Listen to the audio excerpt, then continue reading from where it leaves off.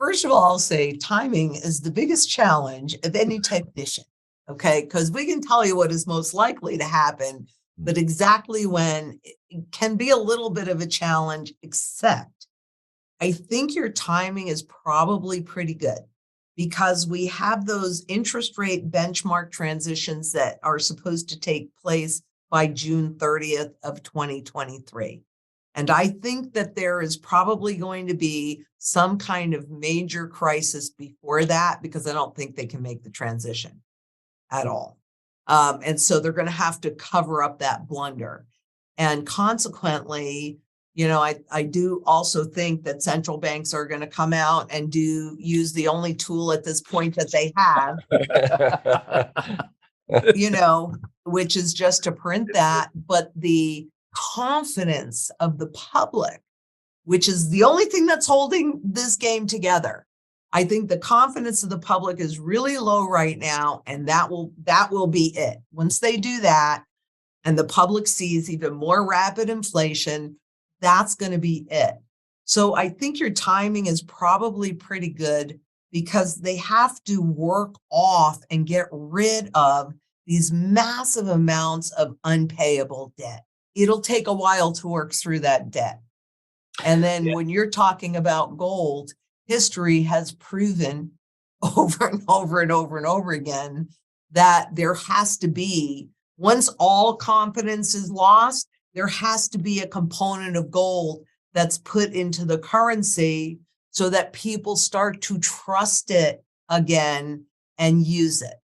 I mean, I think the most important thing is to hold it and own it and do it as quickly as you can, because people always think that all these options will be available whenever they are ready. And that's just not the way it works.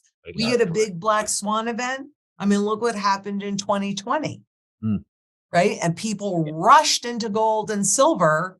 And a lot of the products that were available prior to that are still not available today. And the premiums were ginormous. And I'll just say one other little thing about the derivatives.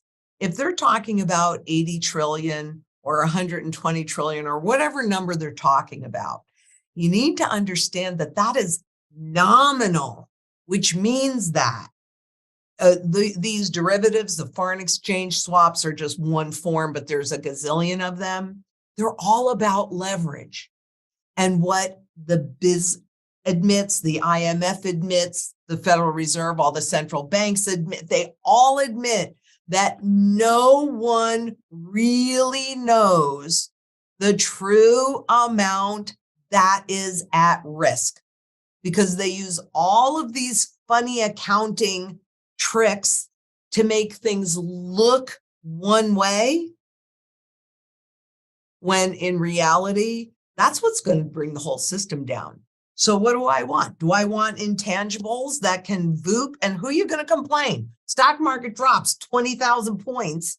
Who are you going to complain to, right? There's nobody that you can talk to. Everything we do is with the physical metal itself. And I personally have been studying. So hold it, own it. If you don't hold it, you don't own it. I don't care what your perception is. But also we execute a strategy that's based upon the studies that I've done since 1987 on currency life cycles. And I find it really interesting because I do meet a lot of people, very smart people. And it's still hard because of that normalcy bias to imagine that this currency that we're used to could actually go away when it has many times.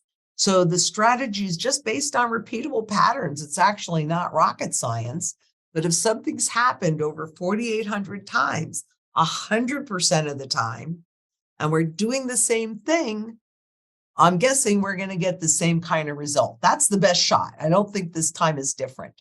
A lot of people don't understand what counterparty risk is, but it's really simple. If you and I make an agreement, if you don't hold up your end or I don't hold up my end, then that's counterparty risk. Whereas with gold, there is no counterparty risk because you hold it and own it. It's not a contract. It's a tangible asset that also has the broadest base of buyer. So I believe that's what they're talking about when he's saying that, because counterparty, everything else is counterparty risk. Yeah. Currencies are all based on the full faith and credit of the government. That's a counterparty risk. What about, well, we see what just happened with FTX, right? And the cryptocurrency debacle that's still continuing to play out, and it's like dominoes falling.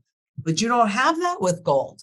You don't have that at all with gold, because you hold it, it's in my possession, and it's in, for all intents and purposes, even though you can see it right here, it disappears. And we've just seen that central banks have bought more gold this third quarter alone in 2022 than they ever have in history. Gee, why?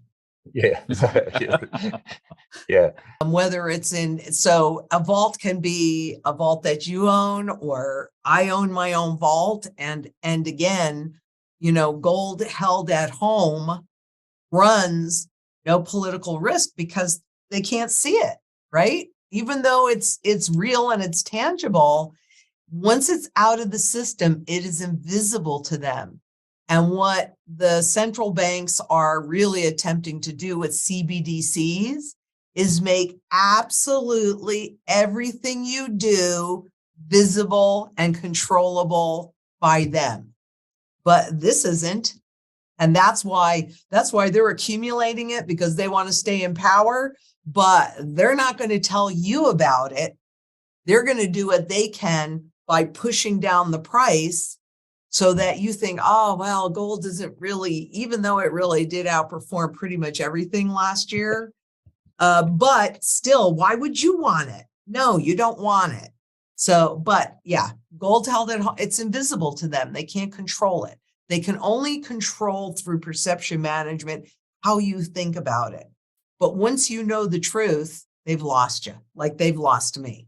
They can say anything you want. I know the truth, and I hold it in my vault. This in my possession with complete demand globally in every single sector of the market.